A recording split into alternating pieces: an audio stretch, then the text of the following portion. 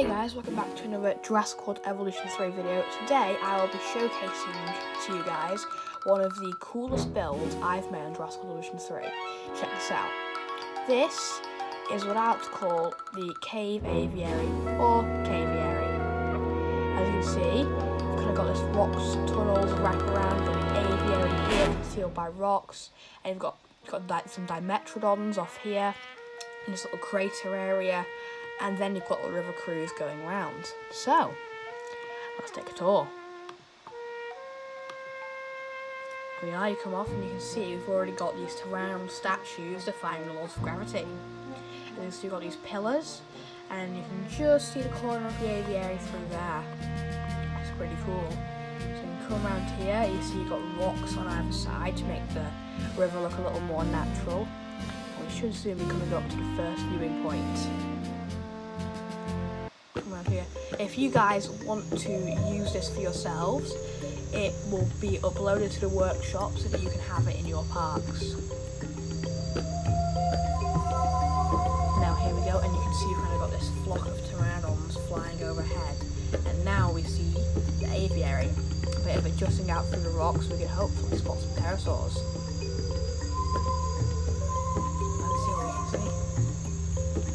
See, we just saw a pterosaur fly past there, and another one.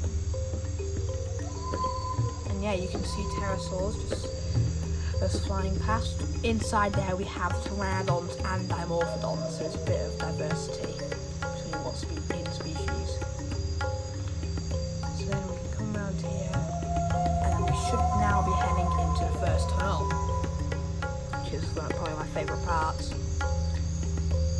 See if we can spot any more pterosaurs. There's one. I mean, you can imagine how cool it would be to take an actual kind of cruise of pterosaurs and dimetrodons. So now, and the dimetrodons aren't actually in an enclosure, they're kind of just trapped by walls and like rocks and stuff. And now we're going to enter the tunnel. As you can see, I've built this all of rocks, and this is scenery.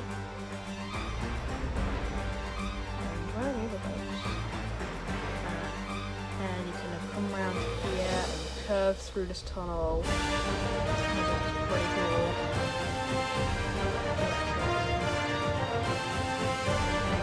Slip through the tunnel and there. So then you should pop out the tunnel pretty soon, and then we'll be into the dimetrodon area. So, this little protruding rock here, which we just about don't hit, so that's good. See, there is a few little gaps in the tunnel, but I put those in there to be like natural gaps, because obviously it's not going to be like a fully complete rock wall.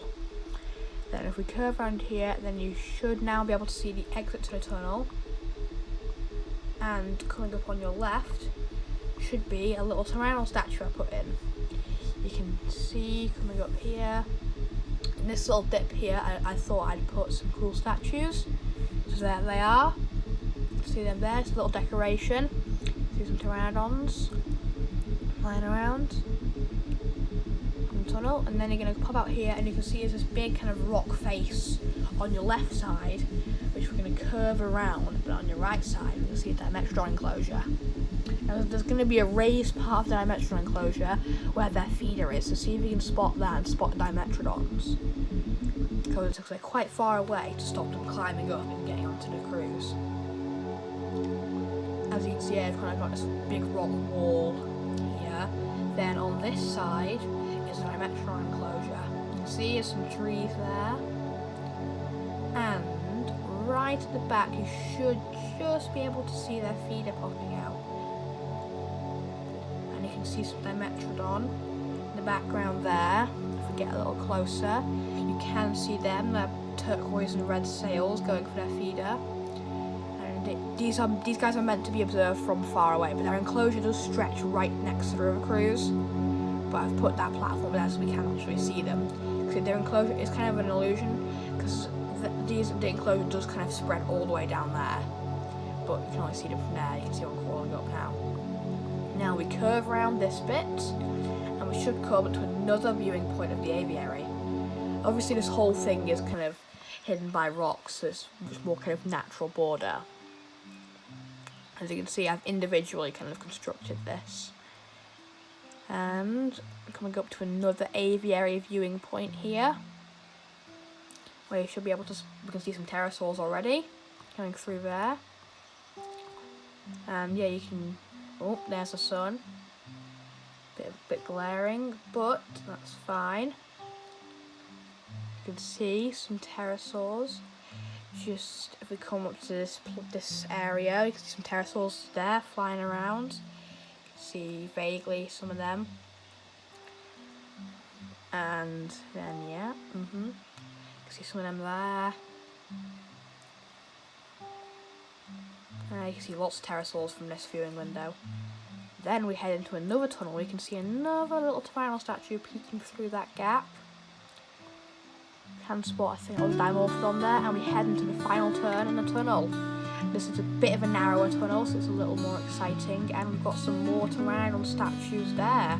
You can see them kind of flying next to the tunnel. One of them is inside a rock, but that's fine. And we kind of hit this rock a little bit, but it's fine. We can get back on the track. It doesn't really matter. It might damage the boats, but we have insurance, don't worry. So then we come around here, there's a little narrow squeeze here, but we should just about make it through. Or not. Yep, we do bash ourselves a little there, but we can get right back on track. Make it a little more exciting for the guests, eh? And we come out here into the final turn, out back into the open, to the starting points. So guys, this is one of my coolest projects I've done in Jurassic World Evolution 3, and as you can see, it's massive. It took me maybe about 4-ish hours to build, and if you guys would like to use this in your parks, it will be uploaded to the workshop, because I think it's a super cool thing to have in your park. Hope you guys enjoyed this video and would like to see more epic builds like this. Goodbye!